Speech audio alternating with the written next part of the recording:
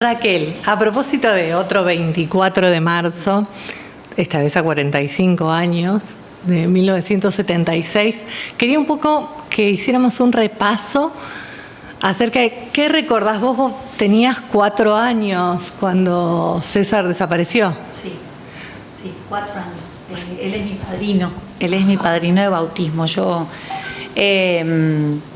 Los recuerdos que tengo son a partir de fotos que siendo chica empecé a ver y a preguntar quién era, porque de mi madrina sí nos veíamos cotidianamente, pero a mi padrino no. Entonces, hasta que tuve un poco más de noción, ya cerca de finalizar la escuela primaria, ahí hubo como alguna movida en términos de alguna organización acá en San Francisco, un poco para hablar del tema, y recuerdo que en alguna oportunidad hablaron con mi papá. Entonces yo preguntaba, porque en ese momento yo era chica, no nos dejaban participar de reuniones de adultos, y fue mi mamá quien empezó como a traerme a la memoria y al recuerdo lo de mi tío y todo lo que había pasado. Ella fue la primera persona que con fotos de por medio me empezó a contar y a poner en palabras quién era mi tío y cuándo se había estudiado, cuándo se había ido a estudiar, qué es lo que había estudiado, qué es lo que había empezado a estudiar y lo que había pasado, ¿no? en la época de la dictadura militar. Con mi abuela era bastante difícil. Mi abuela, la mamá de César, supongo que como toda madre, con un dolor muy profundo ante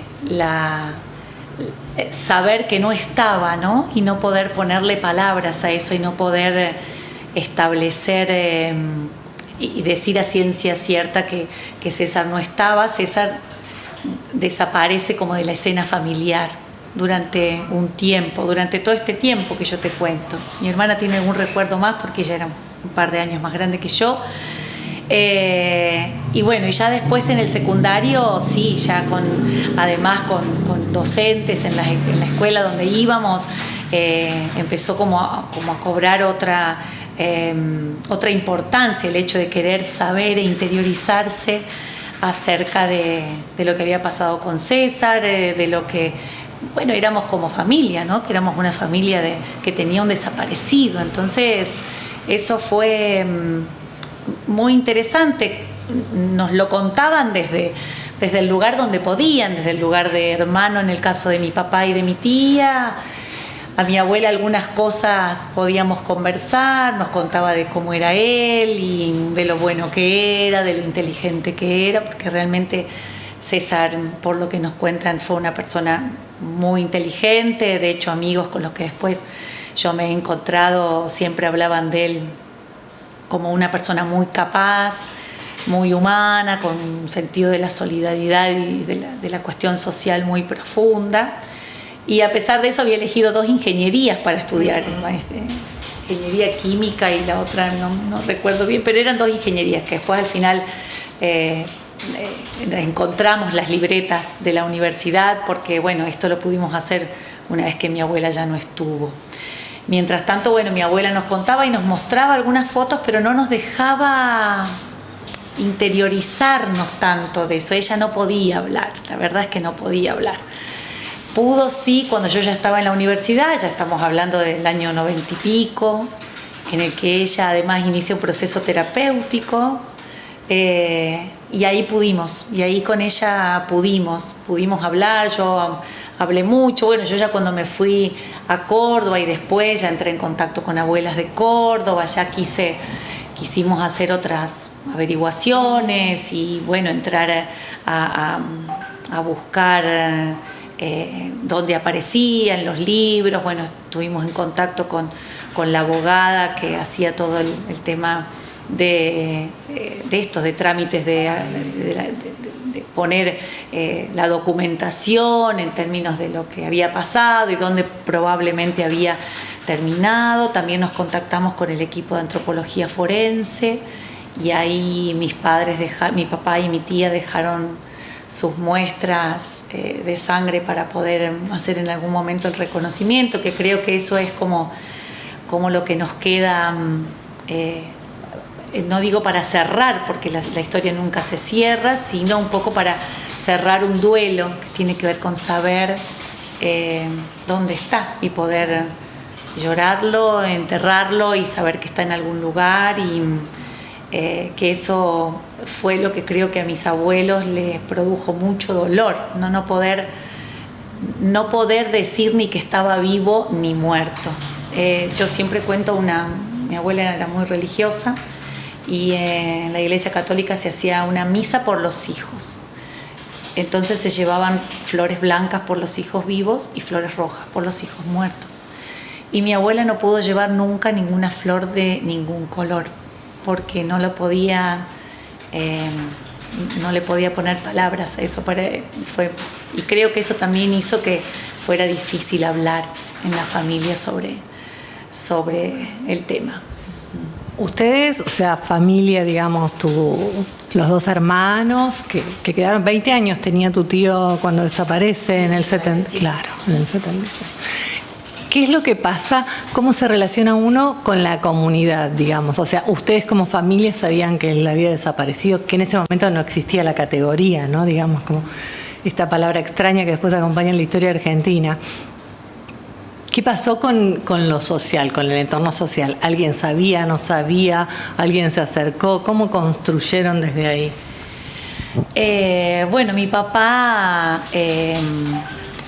cuando se entera de la situación, él enseguida viaja un poco a ponerse en contacto, a Buenos Aires, a ponerse en contacto con otros familiares que también tenían esta misma situación de hijos y personas que habían desaparecido, familiares, y él hace la denuncia formal. Él sí hizo la denuncia formal en su momento, por eso César aparece como desaparecido después, cuando se arman todos los listados y se reconstruye la historia de esto. Él aparece y está documentado, y está documentado, bueno, el día o más o menos, porque inclusive hubo una denuncia y un aviso medio periodístico ahí que lo puso sobre aviso, y además porque él vivía con otros compañeros en una pensión en Córdoba, entonces fueron ellos lo que le avisaron a mi papá, y bueno, a través de eso pudo él hacer la denuncia, que fue quien se involucró de esta manera, ¿no? Bueno, mi abuelo no podía, mi tía estaba en otra situación familiar también, entonces él fue quien encaró, digamos, esta cuestión. A partir de ahí el proceso fue complejo, ¿no? Fue complejo porque era difícil por el momento histórico establecer qué es lo que sucedía familiarmente, cómo se seguía construyendo los vínculos. Hubo mucho dolor, había culpa, había en algún momento, en algunas conversaciones, por qué, inclusive de reclamos por ahí, que cuando nosotros hacíamos de adolescentes, ¿por qué no fuiste a buscarlo? ¿Por qué no se pudo hablar? Y mi papá había tenido conversaciones con él, pero bueno, él nunca involucró a la familia, siempre mantuvo, porque él sabía lo que sucedía, que arremetían contra, sí, que era riesgoso tal cual, y que iban a las casas. Bueno, entonces él siempre mantuvo esto muy cuidado de alguna manera, y siempre les decía: quédense tranquilos, que yo voy a estar bien y que no va a pasar nada. Y bueno, sin lugar a dudas no pudo protegerse tampoco él, y fue en un momento complicado en el que ya estaba el golpe de Estado. Bueno, fue difícil porque esto fue ya septiembre del 76. Con el transcurrir de los años, como te decía yo, pertenecíamos a este grupo de Eso no se habla, ¿no? De familias en las que de esto no se hablaba, y mi abuela no le gustaba que el nombre de César estuviera en algún lugar y no quería, pero tampoco podía decir por qué, ¿no? Porque no, yo creo que era un fuerte dolor, una tristeza que no la podía canalizar de otra manera que esa, pero había una suerte de mantengamos esto como una cosa de la intimidad, pero de alguna manera y considerando lo que uno va viviendo, esto sale de una manera u otra, sale a la luz. Digo, a mí me lo transcurrí en esto, en buscar, después mi prima, que es la hija más chica de mi tía también, de hecho ella es psicóloga y su tesis la hizo sobre cuestiones que tuvieron que ver con la dictadura. Entonces, bueno, hubo movimientos emocionales, simbólicos en la familia y cada uno lo fue procesando de la manera que fue pudiendo, ¿no? Y además, ya más grandes, pudiéndolo hablar en familia y pudiendo establecer contacto con gente que lo había conocido y teniendo conversaciones con ellos. De hecho, nosotros tuvimos la hermosa posibilidad de estar con Fernando Reati, que fue la persona con la que César estaba cuando desaparece. De hecho, lo lleva estando en su casa, en la casa de Fernando. Este chico después se fue a vivir a Estados Unidos y buscando fuentes de información logramos dar con él. Él era cordobés, él es cordobés, vive en Estados Unidos y bueno, vino, habló con nosotros, habló con mis papás, con mi tía. A ver, tuvimos un encuentro muy sanador. Eso fue muy sanador porque él también nos trajo cosas de César, ¿no? Nos mostró cosas de César y él pensó cuando los arrebatan a todos de la casa, porque a él lo blanquean, digamos, y pasa a pertenecer al PEN, al Poder Ejecutivo, por eso está preso y después cuando lo liberan se va a Estados Unidos. Él pensó que mi tío le había pasado lo mismo. Y cuando lo lee en el informe de la CONADEP, bueno, él entra en un proceso de mucha tristeza, mucho dolor. De hecho, resolvió psicológicamente después de muchos años, él nos lo cuenta esto, y hace un libro que se llama Nombrar lo innombrable y se lo dedica a César. Nos lo manda, eso fue familiarmente también ponerle mucho componente humano, porque Fernando también permitió contar la historia desde este otro lugar, en la que él había sido arte y parte del peronismo, de los grupos de la juventud peronista y del movimiento de montoneros. Por un tiempo él después se va de ahí, pero más allá de eso, bueno, poder contar la historia más cercana, eso fue muy importante, ¿no? Y qué rol habían cumplido los jóvenes y qué rol él nos contaba que posiblemente hubiera tenido César, bueno, porque lo conoció en alguna de estas reuniones. Así que eso fue revelador. Mi abuela ya no estaba, o sea, mi abuela estaba, pero no queríamos, y ella no iba a querer tampoco estar en esta situación, digamos, de encontrarse con él, pero fue muy interesante. Eso fue muy interesante. De hecho, estamos en contacto. Él vino a alguna de las marchas, estuvo en la prisión donde él estuvo, volvió alguna vez a donde él estuvo preso. Bueno, fuerte, eso fue fuerte, pero familiarmente inclusive nos unió mucho en este sentido, ¿no? Con las diferencias que hay generacionales. Mi papá no piensa como yo, mis hijos no piensan como yo. Digo, en la diversidad uno crece y se enriquece, pero hoy César forma parte de la familia. César saben que es mi tío, mi padrino, hay fotos y cuando preguntan, sabe, sí, era el hermano menor del abuelo. Entonces, forma parte. De hecho, cuando yo me volví a vivir a San Francisco y empezamos a participar del 24 de marzo, mis hijos iban y tenían la pancarta. Entonces, también era importante para nosotros como familia poder ser parte de esto que somos, ¿no? Que somos una familia de desaparecidos y que otros han sufrido lo mismo que nosotros.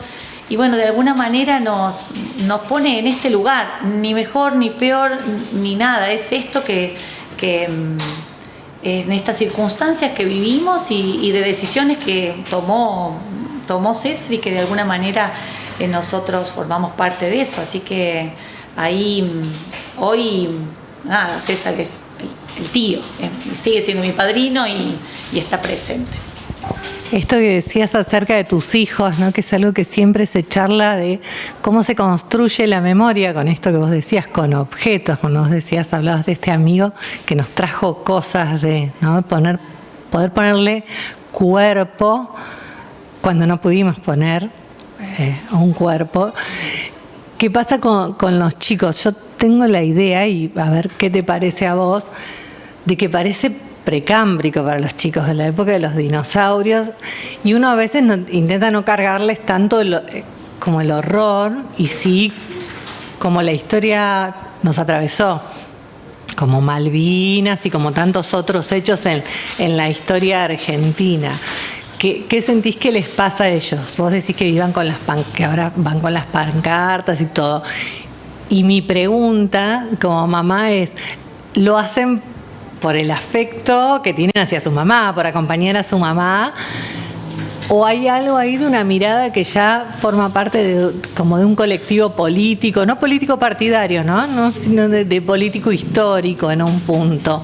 ¿Qué les pasa a ellos con la historia, digamos? A ver, yo creo que hay un poco de las dos cosas. Yo creo que de alguna manera ellos comparten la historia familiar y se sienten parte de esto, y uno lo ha hecho así, por eso van a las marchas y pueden llevar y lo pueden hacer desde el afecto y desde el amor a mí y a la familia.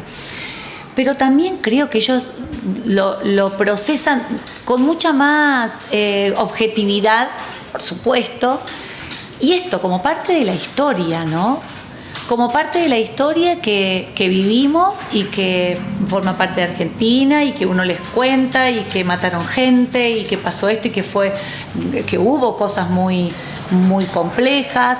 Digo, uno tampoco les explica desde la cosa imbrincada y complicada, desde lo político, porque no lo entienden, pero tampoco lo preguntan. Ellos son tan prácticos, me parece que generacionalmente son tan concretos que, bueno, sí, formó parte de la historia, pasó la dictadura, la tienen como parte de su bagaje de conocimientos, pero no le dan la trascendencia que generacionalmente nos tocó vivir a nosotros, porque nosotros cargamos con toda esta generación que entre la culpa, la desidia, la ignorancia, la desinformación, el compromiso social, digo, fue la década del 70, 80, fueron y antes, digo, fue muy comprometida para gran parte, y los hijos de esta generación creo que tuvimos que cargar con un montón de cosas y resolver un montón de cosas, pero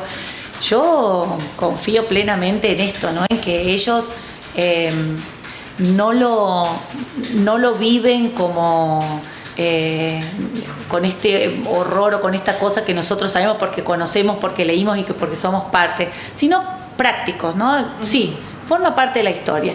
Listo, está esto del 24 de marzo, es un momento de recordatorio, es un momento para acompañar a quienes han sufrido esto. Perfecto, vamos, acompañamos. No sé si hay algo mucho más, creo que uno es el que se hace todo la cosa, bueno, ¿qué pensarán ellos? Pero no, ellos lo procesan de manera más sencilla.